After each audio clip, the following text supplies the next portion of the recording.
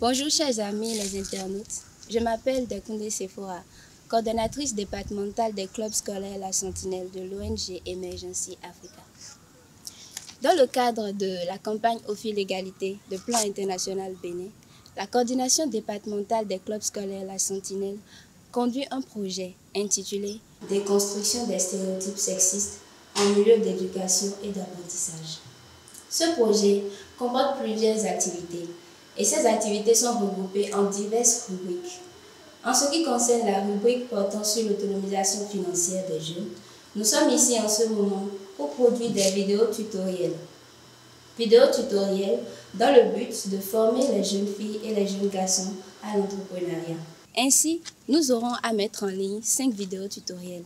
Une première vidéo sur ce que c'est que l'entrepreneuriat en général, une deuxième vidéo sur la fabrication de tapettes veloutées, une troisième vidéo sur la fabrication de savon liquide, une quatrième vidéo sur la fabrication de bracelets nominatifs et enfin une dernière vidéo sur la fabrication de kits de lavage des mains. À travers ces vidéos, les internautes et les jeunes apprenants en particulier pourront acquérir en ligne, dans ce contexte de Covid-19, à des formations et auront la possibilité de les mettre en application pour pouvoir être autonomes. Sans plus tarder, je laisse la place au premier formateur qui va nous informer par rapport à ce que c'est que l'entrepreneuriat en général. Je vous remercie. Comme convenu, j'invite le premier formateur à faire son entrée. Alors, madame, comment allez-vous? Ça va très bien, monsieur. Chers participants, comment allez-vous? Ça va, oui. Chers internautes, bonjour. Alors, merci pour tout ce que vous faites à cette génération, d'accord, à toutes les formations que vous mettez à leur disposition. Nous allons continuer dans cette lancée. C'est sûr que les jeunes sur le plateau auront des choses à retenir dès qu'on aura fini. Évidemment. Et que les internautes aussi auront beaucoup à retenir par rapport à ce que nous voulons faire. C'est très important. Très important. Merci beaucoup, monsieur. Okay. Et bon travail. Merci. Alors, nous sommes en condition de corona, mais moi je vais, pour plus de praticabilité, je vais enlever mon cache-nez. Et donc vous mettez mon cache-nez pour que moi je puisse parler plus expressément. Alors, il s'agit de nous essayer à devenir des créateurs d'entreprises, d'essayer nous-mêmes de créer des entreprises. C'est de ça qu'il s'agit. Et vous allez voir que c'est bien intéressant et bien amusant de vouloir apprendre à devenir des créateurs d'entreprises. Vous savez, le système éducatif nous a mis dans un certain conditionnement où on nous fait croire qu'on doit étudier, avoir beaucoup de diplômes et aller travailler dans le salariat, dans le fonctionnariat. Et donc, nous sommes moulés dans ce système depuis les années 1960 parce que le colon était dans le besoin d'avoir beaucoup plus de vigiles, beaucoup plus de gens fonctionnaires ou salariés, beaucoup plus de personnes qui travaillent dans ces administrations. Et c'est dans cette optique que l'école a été formatée, c'est dans cette optique que le système éducatif a été conçu pour nous plonger, pour nous maintenir sur ce talus-là. Et donc, il est temps pour nous que nous commencions par réfléchir autrement, d'autant plus que d'après les statistiques actuelles, on a des millions de jeunes qui sortent avec des diplômes, mais qui sont au chômage, qui n'arrivent pas à trouver quoi faire, malgré qu'ils ont des diplômes. Et c'est à cet effet que le docteur Claudel Mbissi dira que nous nous sommes plongés dans ce qu'il appelle le diplômite. Et le diplômite, qu'est-ce qu'il appelle le diplômite? Il dit que les jeunes font la course au diplôme, courent pour chercher beaucoup de diplômes, et à la fin, ils ont des masters et des doctorats. Parce qu'ils se disent, plus j'ai de diplômes, c'est que plus je suis bien vu, plus je pourrais avoir accès à des fonctions dans les zones internationales, à des fonctions dans son pays, dans son propre pays. Et donc, il faudrait que nous quittions ce système-là. Et donc, c'est l'un des objectifs pour lesquels nous sommes ici ce matin. Alors, sans plus tarder, en introduction, on voit que la création d'entreprise doit forcément devenir alors quoi? Une alternative très intéressante pour les personnes qui désirent sortir du chômage, Ces personnes trouveront ainsi une réponse originale et personnelle à leur propre projet professionnel. Et donc, la création d'entreprise s'adresse à tout le monde. Il n'y a pas de moi, je suis un garçon, donc je ne dois pas entreprendre, ou bien moi, je suis un homme, ou bien moi, je suis une femme, non, je ne dois pas entreprendre. Il n'y a pas de classification liée au sexe par rapport à l'entrepreneuriat. Et donc, si vous êtes homme, que vous soyez homme, femme, cadre, ouvrier, demandeur d'emploi, que vous soyez salarié, étudiant ou pas, vous devez pouvoir être en mesure de créer une entreprise. Alors, vous pouvez constater avec moi que 42% des créateurs d'entreprises sont des ouvriers ou des employés et plus de 80% de créateurs d'entreprises n'ont jamais mis pied à l'université. Et donc, on n'a pas besoin de faire de grandes études, d'avoir de grands diplômes avant de créer des entreprises. On n'en a pas besoin du tout. Ça peut aller? Alors, notre diplômite dans lequel Noubissi Claudel, le docteur Noubissi Claudel, c'est un Camerounais, a dit que le système éducatif nous a plongé, n'a pas sa raison d'être. Et donc, même si vous avez un niveau bac ou que vous ayez un niveau BPC, si vous voulez créer, vous devriez pouvoir créer. Il n'y a pas une limite de diplôme, en fait. Il n'y a pas à avoir un master d'abord, avoir un doctorat d'abord et tout ça et tout ça. Il faudrait que nous enlevions ça de nos cerveaux. D'accord? Alors, aussi, la légitimité d'une entreprise est essentiellement liée à la qualité de préparation du projet. Donc, quand je vais créer mon entreprise, je dois vraiment préparer ce projet-là, parce que créer une entreprise devient pour nous un projet. Donc, nous devons pouvoir préparer cela correctement. Et vous allez voir que l'entreprise que vous aurez créée va durer, va perdurer dans le temps. D'autant plus qu'à la naissance, les établissements, les entreprises sont faites pour durer 99 ans normalement dans la législation. Alors, quelques définitions d'abord rapidement. C'est quoi, quand on entend par idée d'entreprise? Il faudrait que nous sachions de quoi il s'agit quand on parle d'idée d'entreprise avant de pouvoir savoir comment aller identifier son idée d'entreprise pour pouvoir créer ce qu'on veut faire, pour créer son entreprise. Alors, une idée d'entreprise est la réponse qu'un individu ou un groupe d'individus apporte en vue de résoudre un problème identifié ou de combler un besoin non satisfait dans son environnement. Et donc, pour trouver une idée d'entreprise, il faut forcément qu'il y ait un problème à résoudre. À cet effet, le docteur Claudel Noubissi dira que chaque problème que nous identifions devient une potentialité, c'est-à-dire devient un potentiel parking d'affaires, un potentiel devient de potentielles opportunités d'affaires. Et donc, dans mon milieu, je suppose par exemple, peut-être tout le temps la Sonel coupe, et donc il y a des zones de la ville de Natitengo par exemple qui ne disposent pas de l'eau.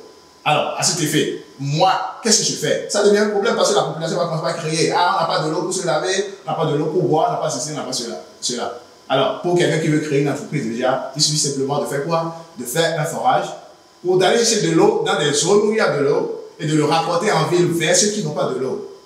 C'est justement une idée d'entreprise comme ça. Et cette idée, elle est de quoi? Elle est du fait qu'il y ait un problème qui se soit soulevé. Et ce problème, c'est quoi? C'est le manque d'eau ou l'insuffisance d'eau dans une certaine zone de la ville de Natitengo. Ça devient une idée d'entreprise. Et c'est ce que Claudel dit, le docteur Claudel dit. Il dit qu'il faut identifier un problème et chaque problème qui existe devient des opportunités d'affaires. Donc, problème égale opportunité d'affaires. Cette phrase, il faudrait que vous l'incrusterez au plus profond de votre cerveau. Parce que c'est ça qui va activer ce désir de créer. C'est ça qui fera de vous de grands PDG, de futurs entrepreneurs dans notre pays et pour le continent, pour que le continent soit heureux. Et donc, problème égale opportunité d'affaires. Alors, une des définitions de ce qu'est une idée d'entreprise, on dit une idée d'entreprise est celle-là qui répond à un besoin et il est possible de la commercialiser à un prix acceptable pour le client et rentable pour le créateur. Alors, dès que j'ai une idée qui répond à un besoin, il faudrait forcément que ce projet-là, ou que cette idée-là, ou que cette entreprise que je veux créer puisse mettre à disposition de mes futurs, de mes potentiels clients, soit un service, soit un bien qui est créé, mais que ce bien-là soit que ce prix soit acceptable, que le client ne puisse pas se voir lésé par rapport au prix. Genre, je crée quelque chose, je mets 10 000 francs par exemple. Si le client, par rapport à ce besoin-là, n'a pas ce moyen, il ne pourra pas acheter. Et donc, je dois mettre un prix acceptable. Et mettre un prix acceptable, il faudrait que ce prix-là puisse donner une certaine rentabilité à mon entreprise. Par vous-même, si je crée quelque chose qui ne m'est pas rentable, ou je ne gagne pas de l'argent moi-même, ça ne sert à rien de continuer, je ferai faillite. et je serai obligé de fermer mon entreprise. Et donc, c'est la raison pour laquelle l'idée que je trouve doit répondre, premièrement, à un besoin.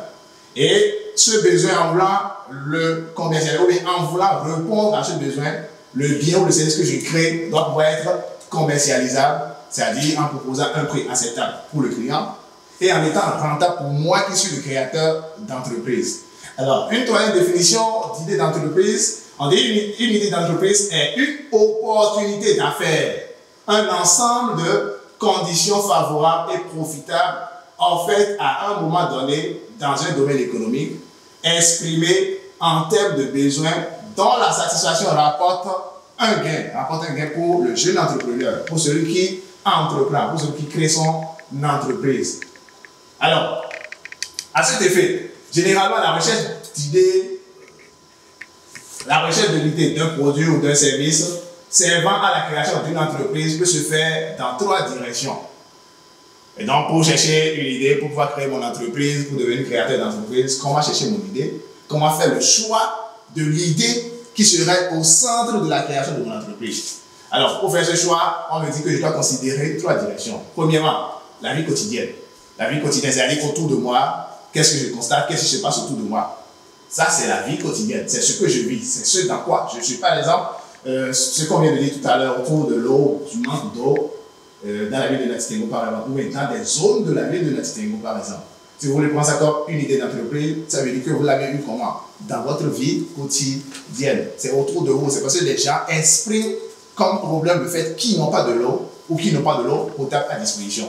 Et donc, vous avez voulu répondre à ça. Ça suppose alors que vous aviez fait un choix dans votre vie quotidienne. Alors, l'autre direction dans laquelle il faut chercher une idée d'entreprise, c'est la vie économique.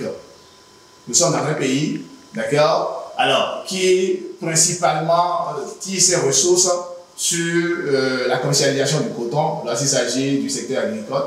Et donc, moi, par exemple, la vie économique du Bénin est basée sur quoi? Sur la prospérité que nous avions dans le domaine du coton. Et donc, si je veux créer une entreprise, je peux toutefois créer peut-être une usine de grenage si j'ai de grands moyens. Je peux toutefois aller chercher une parcelle quelque part et faire des semi-cultures, peut-être cultiver du coton, cultiver du maïs et autres. Et donc, je me suis basé, je me suis ancré sur la vie économique pour pouvoir créer mon entreprise. Et donc, c'est ça la direction concernant la vie économique. Alors, la troisième direction, c'est quoi? C'est la vie professionnelle. Je suppose par exemple que vous travaillez dans un service, puisque tout à l'heure on vient de voir en introduction que même les salariés, même les fonctionnaires peuvent créer des entreprises. Et pour cela, si quelqu'un est salarié, il travaille dans un domaine donné, je suppose qu'il est dans une direction, dans un service, d'accord? Et que dans ce service-là, vu ce qu'ils offrent comme service, là où il est employé, s'il y a des services complémentaires qui doivent s'ajouter à cela par rapport à cette profession qu'il exerce, il peut décider de créer une entreprise à part entière qui vient compléter déjà les services qu'offre sa structure dans laquelle il se retrouve. L'autre chose également, je suppose peut-être vous êtes conducteur, vous êtes chauffeur dans une administration. Et donc ça suppose quoi? Que l'État vous a recruté, vous travaillez pour cette administration-là, vous conduisez le personnel à des endroits donnés. Ça, c'est votre profession, ça, c'est ce que vous faites ça. Et donc, vous pouvez vous baser sur ça et créer votre entreprise. Peut-être une entreprise de logistique. Et donc, vous achetez des véhicules que vous mettez à disposition à travers une entreprise privée, à disposition de gens qui peuvent louer et utiliser ça toute une journée et vous payer. Ou peut-être vous-même, vous trouvez des chauffeurs et vous créez un service, une structure de logistique qui permet de livrer peut-être des courriers qui servent de coursier aux gens ou qui fait du transport en commun. Et donc, c'est par rapport à votre profession que vous avez identifié maintenant cette idée d'entreprise-là que vous mettiez à disposition ou que vous mettiez en exergue pour créer votre entreprise. Alors, en dynamique économique, la consultation des revues et magazines nationaux et internationaux peut constituer une source d'idées pour des opportunités nouvelles. Ainsi, des idées peuvent être transposées d'un pays à un autre, en l'état ou adaptées en fonction du contexte de ce pays. Alors, moi, personnellement, je vous conseille, la plupart du temps, quand vous voulez exporter une idée qui marche ailleurs, dans un autre pays, vers votre pays, il faudrait contextualiser ça. Il faudrait que l'idée ou le concept que vous prenez d'ailleurs pour amener au Bénin, ou peut-être à Latitengo, il faudrait que cette idée-là puisse prendre en compte les réalités de Latitengo, de la ville de Latitengo. Et là, vous verrez que votre entreprise, tout le monde pourra l'aimer, tout le monde pourra l'accepter comme la chose commune, la chose de tout le monde, la chose de cette ville-là, de ce pays-là. Sinon, par exemple, je suppose, vous copiez un concept, peut-être un styliste qui a sa manière de faire sa mode en France, et donc vous voulez copier ce concept-là et créer et implémenter ça comme une entreprise chez vous. Et vous vous levez, vous commencez par faire peut-être des costumes, alors que la population autour de vous, à la tête de vous, forcément, ne porte pas tout le temps des costumes. Et donc, ce concept, par exemple, si vous l'exportez comme ça, vous l'amenez chez vous, ça risque de ne pas marcher. Et vous direz, ah, j'ai eu l'idée, j'ai essayé, mais ça n'a pas marché. Parce que vous n'avez pas essayé de conceptualiser, vous n'avez pas essayé de faire lier ça à des réalités du terrain. Ça peut aller? Alors, par rapport à la vie professionnelle, comme je le disais, on est présent de la troisième source possible d'identification des idées entrepreneuriales, puisque l'observation de son milieu professionnel peut permettre de découvrir des produits ou services complémentaires à ceux commercialisés par son patron. Donc, c'est ce que je disais tantôt. Dès que vous êtes dans une structure et vous produisez quelque chose, vous êtes dans un service donné. Je suppose, je prends le cas d'un réalisateur de film, d'accord, ou d'un réalisateur de court. Et donc, ça suppose quoi? Que des gens produisent leur son, amènent, et lui, il produit le clip. Toute la mise en scène autour et tout ça, et le clip sort. Alors, vous travaillez dans une structure comme ça, vous avez un patron qui est réalisateur. Alors, il n'y a pas de souci. Il vous suffit simplement alors de voir. S'il y a des artistes qui doivent venir, c'est qu'ils doivent d'abord produire leur son quelque part avant de venir pour qu'on les produise chez vous. Alors simplement, je me lève, je crée peut-être un studio à côté, j'enregistre les audios pour ces artistes-là afin qu'ils ne viennent maintenant vers mon patron pour faire les clips. Et là, je ne suis pas en concurrence par rapport à mon patron. Mon patron ne fait pas dans ce domaine-là. Mais moi, je crée ce domaine annexe pour pouvoir d'abord faire enregistrer les audios avant que ça ne vienne chez mon patron pour la réalisation. Et là, c'est une idée d'entreprise. Et donc, c'est ça qu'on appelle la complémentarité commerciale. Ça peut aller? Alors, au-delà de ça aussi, vous pouvez vous baser sur votre profession, ce que vous faites actuellement, et créer aussi votre entreprise pendant que vous êtes en train de travailler. Puisqu'on a dit tout à l'heure que même les employés, même les salariés peuvent créer des entreprises. Il n'y a pas seulement que lorsqu'on n'a pas trouvé d'emploi du tout, qu'on se lève pour dire, j'ai créé mon entreprise, hein, j'ai été viré aujourd'hui, ou bien je suis au chômage, non, je me lève, j'ai créé une entreprise, pas forcément ça. D'accord? Alors, tout à l'heure, j'avais occulté la vie quotidienne, qui était précédemment si haut. Je défile un peu vers. Alors, la vie quotidienne, on dit en observant son quotidien, on peut identifier certains besoins pouvant être satisfaits par la mise en place de produits ou services non commercialisés, ou copier une idée réussie et qui a été réalisée par un ami, un voisin ou un parent. Encore que moi, personnellement, les idées déjà implémentées par quelqu'un, les copier, voudrait dire quoi? Voudrait dire que vous essayez de les implémenter, mais en réfléchissant un peu plus. Alors, nous pouvons apporter 4 voies pour créer, pour avoir des idées d'entreprise, pour créer notre entreprise. Et donc, ces 4 voies sont présentées dans le tableau que voici, d'accord? Et on présente en même temps les voies, leurs avantages et leurs inconvénients. Alors, la première voie, on peut commercialiser, on peut faire la commercialisation du produit ou service, d'un produit ou service existant déjà sur le marché. Donc, quelque chose que quelqu'un fait déjà, moi, je peux venir, je peux le faire. Je peux aussi le faire. Alors, l'avantage de ça, c'est quoi? C'est qu'il y a déjà disponibilité des statistiques sur le produit ou le service. Il y a déjà un certain nombre de travaux qui ont été faits sur ce produit-là, qui puissent me dire, ah, dans telle zone-là, voilà une telle quantité que je peux vendre, voilà comment les gens apprécient ce produit-là déjà. Alors, l'autre avantage de ça, c'est quoi? C'est qu'il y a possibilité d'amélioration de ce qui existe. Quelque chose existe déjà. Moi, je peux suivre ce que l'autre a fait et maintenant modifier cela afin que ça devienne nouveau. Est-ce que je comprends? Ça peut aller? Voilà. Alors, les inconvénients de ça, c'est quoi? C'est qu'il y a un risque d'être copié. Dès que vous faites ce que quelqu'un d'autre a fait, quelqu'un d'autre aussi est là qui va vous imiter aussi et faire exactement ce que vous aviez fait. Donc, vous deviendrez avec le temps nombreux sur le marché et vous risquez de ne plus vendre. Puisque quand vous êtes trop nombreux, vous n'avez pas de monopole. Et donc, la concurrence devient, parfois, elle n'est plus parfaite, cette concurrence-là. Alors, l'autre voie ou l'autre option, c'est quoi? C'est la mise au point d'un nouveau produit ou service. Quelque chose qui n'existait pas du tout dans le milieu où vous voulez implémenter votre entreprise, où vous voulez créer votre entreprise. Et les avantages de cela, c'est quoi? C'est qu'il y a bénéfice de la nouveauté. Et le coût peut élever. Parce que dès que vous sortez un nouveau produit, ça n'existait pas. Et donc les gens peuvent venir, vous pouvez avoir le monopole du marché, vous pouvez alors fixer tous les prix comme vous voulez, vous pouvez profiter ou ne pas vouloir profiter, vous pouvez agir sur les prix comme vous voulez. Et le coût de cette commercialisation-là ou de cette installation d'entreprise peut vous revenir moindre, puisque le produit n'existait pas et c'est un nouveau produit, c'est une nouveauté.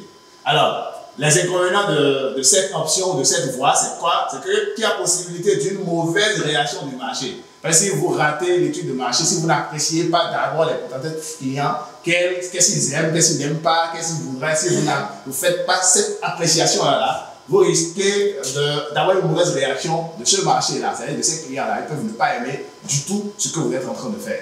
Et là, vous risquez de couler ou de réorienter votre entreprise vers toute autre option.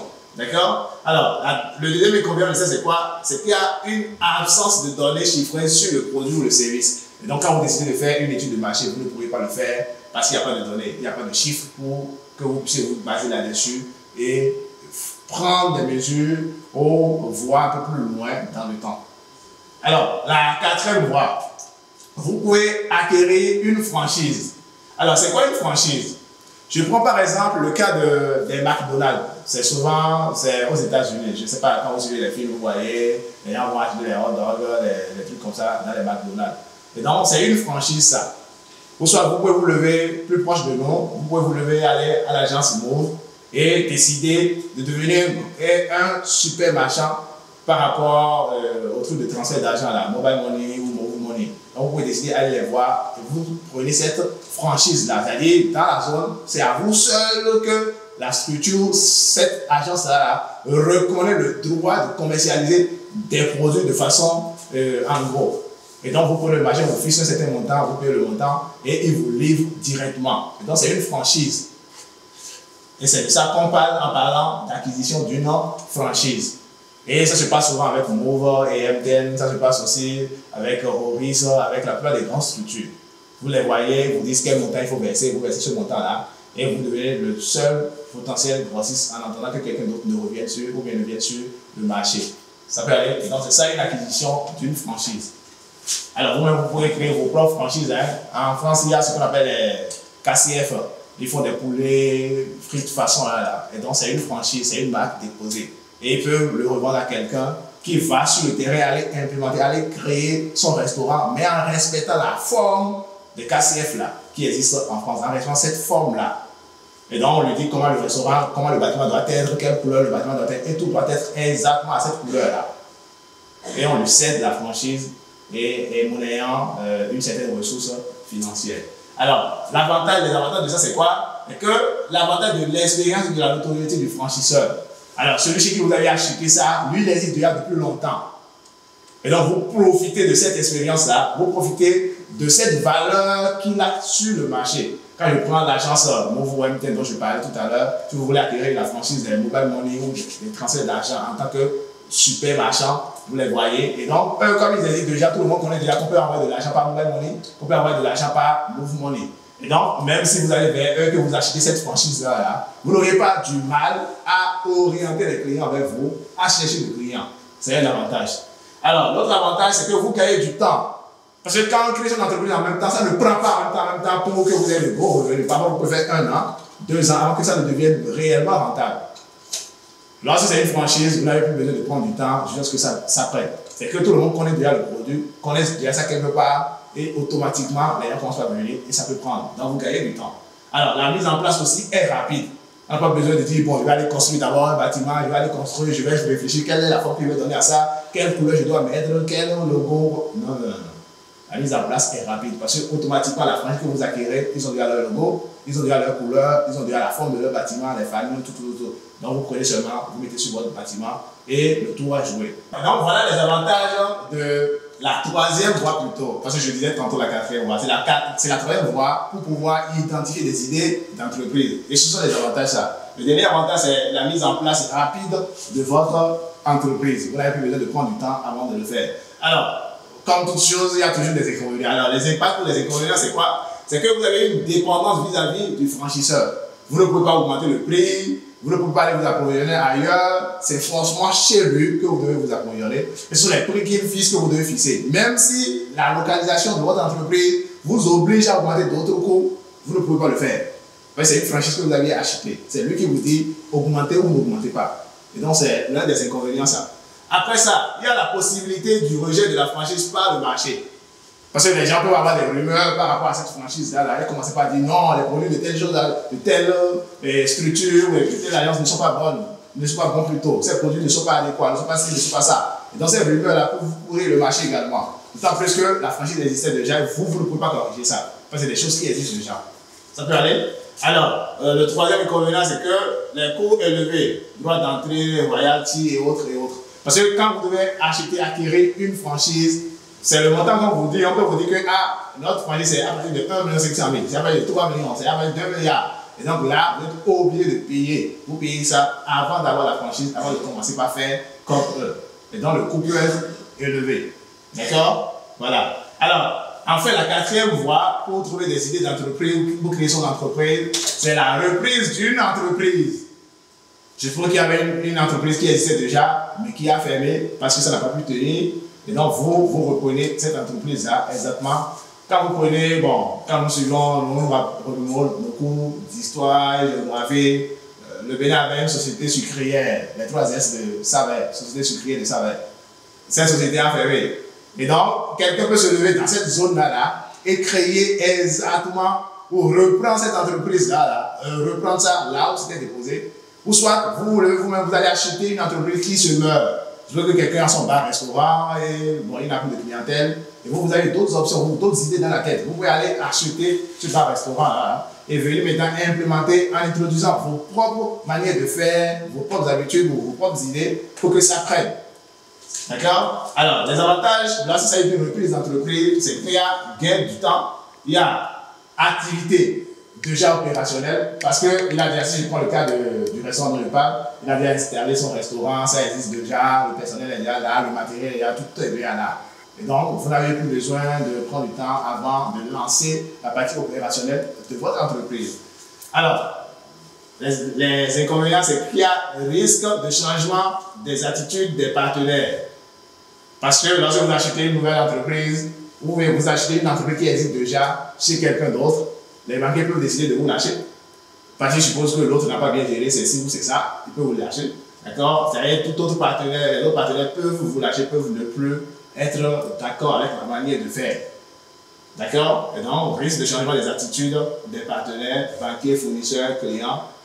D'accord? L'inconvénient qui se trouve dans cette quatrième voie, c'est-à-dire la reprise d'entreprise, l'inconvénient qui se trouve dedans, c'est le fait que vos partenaires peuvent changer d'habitude à votre égard. Donc, le risque de changement d'habitude des partenaires. Votre banquier peut décider de vous lâcher, les clients peuvent décider de vous lâcher parce que ce n'est pas celui qui était là avant, c'est-à-dire l'entrepreneur qui était là avant ou le patron qui était là avant qui est encore là. Il peut décider de vous lâcher. Le fournisseur peut aussi décider de ne plus vous fournir parce qu'il était peut-être il avait des affinités avec l'ancien propriétaire de l'entreprise que vous avez reprise. D'accord? Et donc, ça fait partie des problèmes que vous pouvez rencontrer si vous décidez de faire une reprise d'entreprise. Alors, allons-y voir, dès qu'on essaie d'identifier son idée, comment faire pour valider, comment passer à la validation de chaque idée qu'on a retenue. Alors, on vient de voir comment identifier les idées. Si vous voulez identifier votre idée, c'est très simple. Vous prenez votre calepin, vous allez dans un espace où vous vous retrouvez un peu plus seul pour réfléchir et vous faites du brainstorming. Vous regardez autour de vous, vous commencez à réfléchir par rapport aux axes que nous avions édifiés tout à l'heure ou nous avions identifiés tout à l'heure. Vous essayez d'identifier qu'est-ce que je peux créer. Voilà, j'ai telle idée, voilà telle idée, ça peut prospérer. Voilà telle idée, ça peut répondre à tel problème. Voilà telle idée, ça peut répondre à tel besoin. Et vous les énumérez. Et dès que vous finissez d'énumérer ça, vous essayez d'évaluer les avantages et les risques. Et si possible, essayez de faire une petite étude de marché. Ce qui vous permet maintenant de dire, bon, cette idée, je peux progresser là-dedans. Et vous passez à la validation de votre idée. Alors, vous voyez, le graphique qui est là nous permet de faire une conclusion rapide sur la validation de chaque idée retenue. Alors, sur un certain axe, on a un projet personnel, c'est-à-dire si ce que l'idée que vous avez retenue, si ce que vous décidez de créer provient d'un projet personnel de vous-même créateur d'entreprise, alors cela vous conduit, ou cela a besoin de quoi? Nécessite quoi pour pouvoir prospérer? Ça nécessite votre propre personnalité, ça nécessite votre potentiel, ça nécessite les compétences dont vous disposez. Et ça peut être influencé par des contraintes personnelles. Ça peut aller. Et donc, votre personnalité va entrer en jeu lorsque le projet est personnel. Votre personnalité va entrer en jeu. Votre potentiel que vous aviez, vos potentielles compétences que vous aviez vont entrer en jeu. Les contraintes liées à votre propre personne peuvent entrer en jeu. D'accord? Alors, il faudrait alors qu'on atteigne ou qu'on advienne ou qu'on arrive à une cohérence homme-projet. C'est-à-dire une cohérence entre vous-même et le projet que vous voulez définir, que vous voulez implanter. Il faudrait qu'il y ait une cohérence entre ces deux aspects de vous. Vous en tant qu'homme et vous en tant que projet que vous êtes en train d'initier ou un truc que vous êtes en train de créer. Alors, l'autre aspect, c'est que vous prenez l'axe d'un projet économique, c'est-à-dire un projet qui vient peut-être de la lecture d'une revue ou de la lecture de la vie économique de votre pays ou de votre zone ou de votre ville ou de votre commune. D'accord? Si ce projet provient de ça, on appellera ça un projet économique. Et donc, ça nous entraîne directement à identifier les activités que vous envisagez par rapport à votre milieu social, d'accord? Et donc, à identifier le marché que vous visez, le marché visé, à identifier les contraintes, les risques, les menaces, les atouts. Et ça, on appelle de façon générale une étude de marché, l'étude des forces et faiblesses de l'idée que vous avez identifiée ou de l'entreprise que vous voulez créer, d'accord? Et donc, il faudra faire attention à tous ces aspects-là. L'activité envisagée, quelle activité vous voulez faire, le marché que vous visez, les contraintes qui sont liées, les risques, les menaces et les atouts, d'accord? Et là, il faudrait faire appel à un certain réalisme de votre projet. Là, parce qu'on dit qu'il faut regarder la vie économique, que vous allez vous lancer dans une idée qui n'est pas réalisable tout à l'heure. Si par exemple, dans votre pays, vous n'avez pas, il n'y a pas Air Bénin, par exemple. Et donc, parce qu'il n'y a pas Air Bénin, vous regardez le fait qu'on a un avion pour voyager, tout ça, il n'y a pas Air Bénin, vous dites, bon, moi, j'ai trouvé une idée. Je vais créer une compagnie aérienne. Tout de suite, avoir le financement pour acheter des avions, et lancer, créer des lignes aériennes. Vous voyez? Et donc, il faudrait que le projet que vous initiez soit réalisable, ait un certain réalisme. D'accord? Voilà. Et c'est de ça qu'il s'agit, ou c'est comme ça que nous pouvons résumer rapidement la validation de votre idée d'entreprise. Et tout ça, toutes ces deux voies, tous ces deux axes-là vont vous conduire à la création de votre entreprise, à votre entreprise déjà qui est créée ou qui existe, que vous pouvez montrer à tout le monde. Alors, pour faire un bref résumé, conclure rapidement cet entretien que nous sommes en train d'avoir, d'accord? Nous dirons quoi? Je reviens toujours sur ma première phrase, sur la phrase que je vous ai demandé d'ancrer si vous voulez devenir créateur d'entreprise, d'ancrer dans vos cerveaux. Il s'agit de quoi? Il s'agit de la phrase problème égale opportunité d'affaires. Nous venons de voir des voies classiques pour identifier une idée d'entreprise, pour créer une entreprise. Mais moi, celle que j'aime particulièrement, c'est toujours ma phrase qui, d'ailleurs, a été prise chez le docteur Claudel Moubissier, qui est un Camerounais, d'accord, et qui, c'est lui qui a écrit l'ouvrage Le jeune entrepreneur africain. Dedans, il critique un peu, il analyse notre psychologie, il démontre comment l'école nous a arrivés, comment l'école nous empêche de devenir de réels créateurs d'entreprise, comment faire. C'est un livre très riche. Je vous convie à chercher ce livre-là, à chercher cet ouvrage et à le lire. Je répète son titre pour que vous puissiez vous en souvenir. Il s'agit du jeune entrepreneur africain, du docteur Claudel Moubissier. C'est un Camerounais. Ce livre est vraiment riche et édifiant. Je vous le conseille. Et donc, il dit problème égale opportunité d'affaires.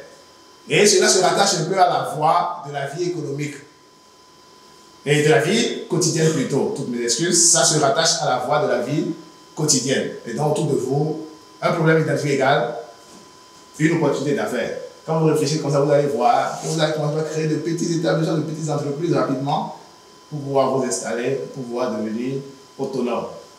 Alors, dès que vous identifiez votre idée, vous essayez de la valider en faisant une étude de marché dans un projet économique ou en voyant les compétences que vous avez, tout ça. Et pour l'implanter, il faudrait alors faire quoi? Rendre légale votre entreprise. Et pour rendre légale votre entreprise, vous allez au CUF de votre pays, fichier unique de formalisation des entreprises.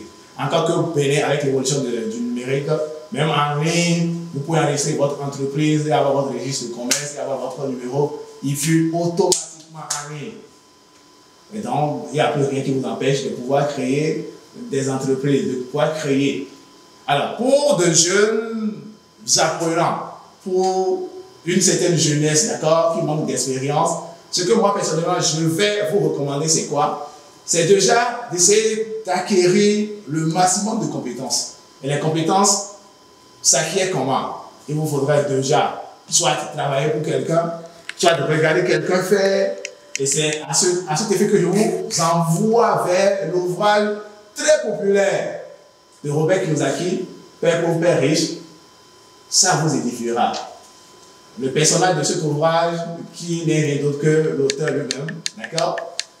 Il avait deux familles parallèles. Sa famille propre, c'est-à-dire son géniteur, son papa, et il s'est trouvé un deuxième père qui, lui, était riche, était un entrepreneur. Son papa, lui, il était un salarié, un fonctionnaire, et donc lui inculquait, lui mettait dans la tête qu'il fallait étudier, qu'il fallait faire ci, et donc lui, il était bloqué où il était coincé dans la manière de réfléchir des intellectuels, des cadres et tout et tout.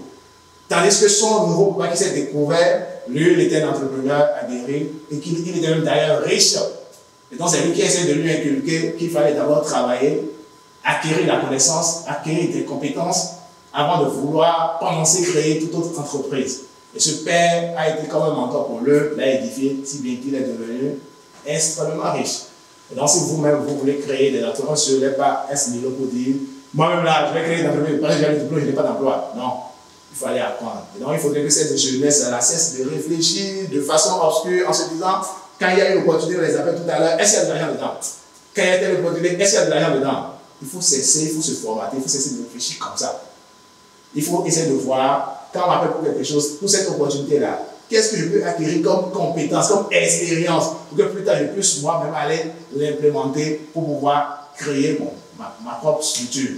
On est d'accord? Et donc, à tout moment, il ne faut pas chercher l'argent tout à l'heure, le cash tout à l'heure. Non. Il faut chercher l'expérience, la compétence d'abord, et ensuite, maintenant, on se fera beaucoup plus d'argent. Imaginez pour un instant, c'est Mark Zuckerberg, le créateur de Facebook. Quand il a fini de créer en même temps, il avait vendu sur le champ. Il avait cédé ça sur le champ en même temps. Encore qu'on lui avait demandé de vendre, il avait refusé, il avait gardé ça. Ou bien quand il a fini ici, il n'était pas allé aussi se ressourcer. Essayer de voir ce que les autres font pour améliorer. Aujourd'hui, nous n'aurons pas Facebook. Il aurait vendu très tôt et aujourd'hui, il ne serait pas riche avec ça. Quelqu'un d'autre serait riche à sa place. Et donc, il faut aussi avoir quoi? Je voudrais vous dire, alors d'avoir aussi de la patience que l'on décide de créer. De mettre la passion qu'on a pour avoir quelque chose au cœur de son idée d'entreprise, au cœur de son entreprise qu'on est en train de créer. Voilà, le créateur d'entreprise, à un certain moment, s'il ne sait pas faire, il se fera lâcher par ses amis, ses parents, tout le monde, parce qu'il devient incompris.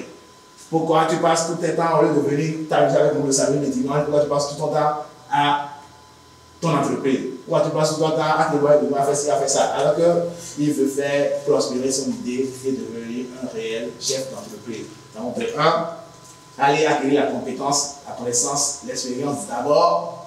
De 2, je ne dis pas de ne pas aller à l'école. L'école est nécessaire. Mais l'école est nécessaire pour acquérir de la connaissance. Pour savoir que telle chose, voilà comment ça se passe. Pour pouvoir lire nous-mêmes et acquérir de la connaissance. Mais au-delà de ça, si vous voulez devenir créateur d'entreprise, allez chercher l'expérience, la compétence. En allant travailler d'abord pour d'autres personnes, en allant rester à côté de ceux qui savent faire pour apprendre.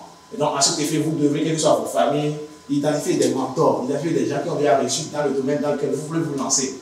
Et vous les suivez pour apprendre d'abord avant de pouvoir implémenter, pour vous adhérer convenablement. On ne sort pas de nulle part pour devenir créateur d'entreprise. Et quand vous finissez maintenant d'avoir votre idée, que vous faites vos études de marché, vous essayez de voir sa validité, tout marche correctement, allez l'enregistrer également pour rester dans le marché formel, pour rester dans le légal, afin de payer des impôts pour faire avancer le pays également.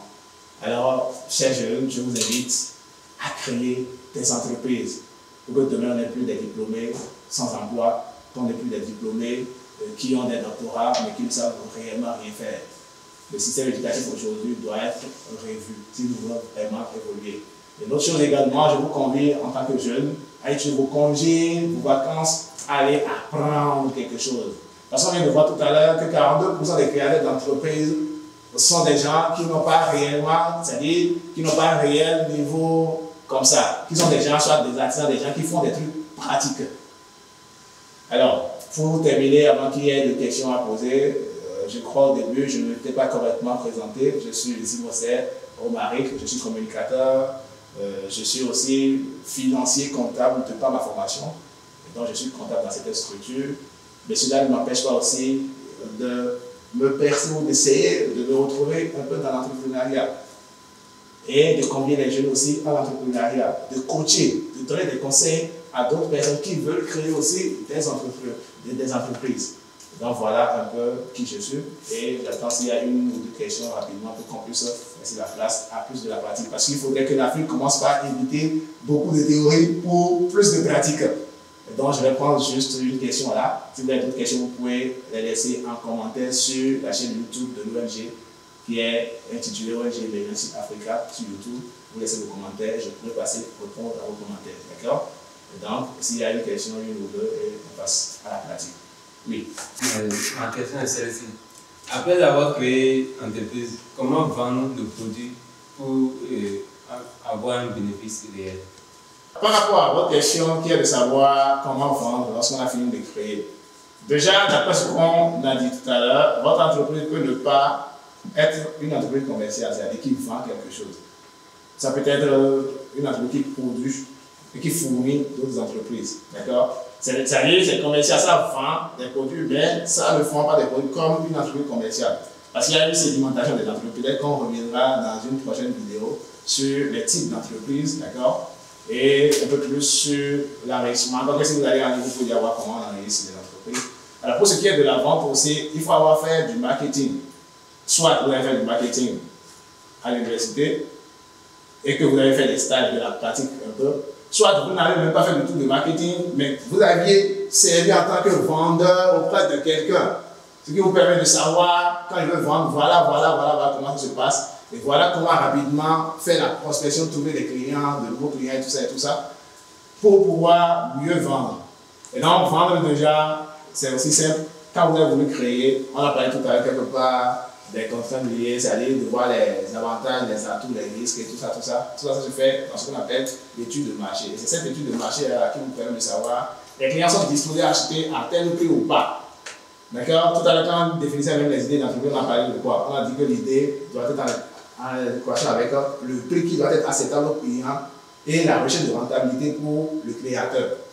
Et donc, vous devez faire une étude de marché pour savoir, est-ce que le prix que le client peut accepter ça? Est-ce que ce prix-là aussi, est-ce que ça peut être suffisamment rentable pour que je puisse trouver pour moi aussi un peu dedans?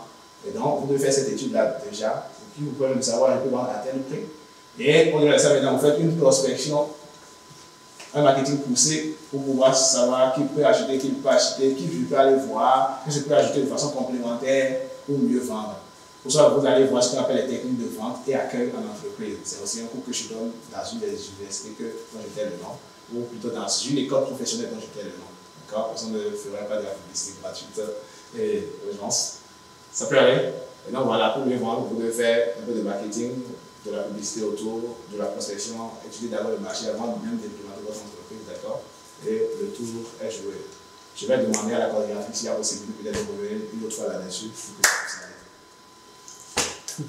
Alors, Madame la coordinatrice, voilà, nous sommes arrivés au bout de ma présentation à moi. Je vous invite humblement, puisqu'elle était dans la salle avec nous, chers internautes, je l'invite pour qu'elle nous dise un mot avant qu'on ne prenne congé, que ce soit des participants sur le plateau ou que ce soit de vous, les internautes. Merci beaucoup, monsieur le communicateur.